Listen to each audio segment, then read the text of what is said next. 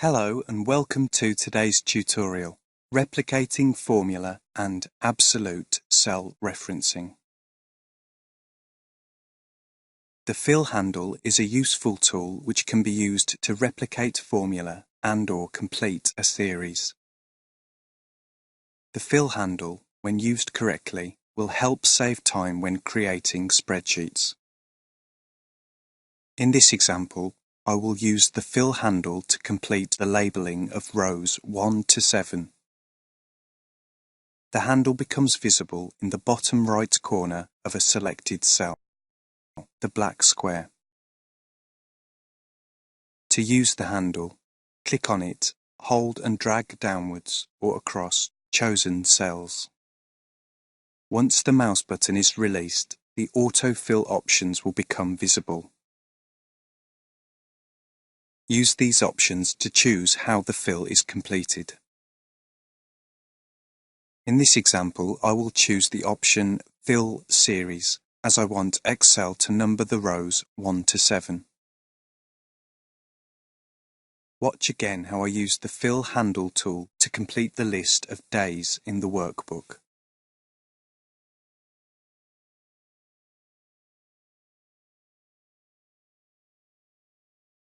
Sometimes Excel, by design, will complete a series. Other times, the Fill series has to be chosen. Note some of the other autofill options available. For instance, weekdays will exclude weekends.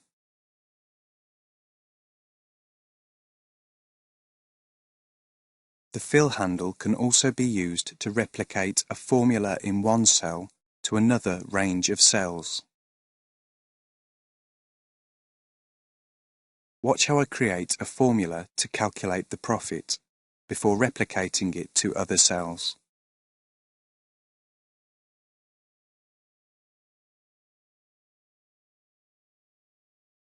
Note that the original formula in the cell H4 is equals F4 minus G4.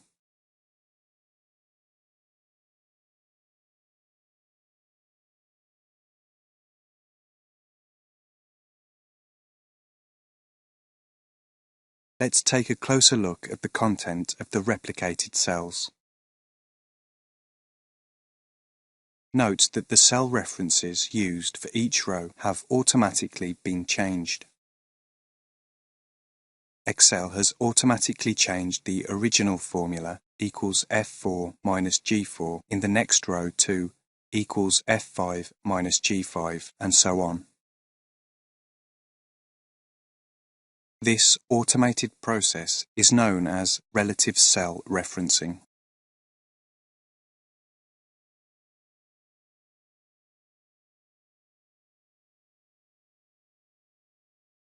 This time I will create a formula to calculate the tax column. The tax value is stored in the cell M2 as a percentage.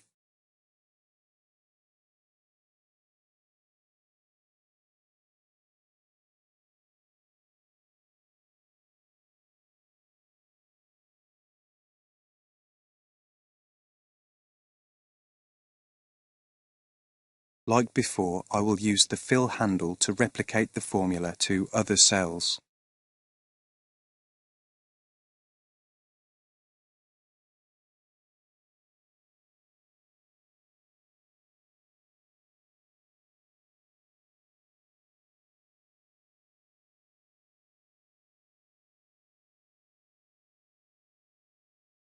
This time, however, the replication of the formula has not worked.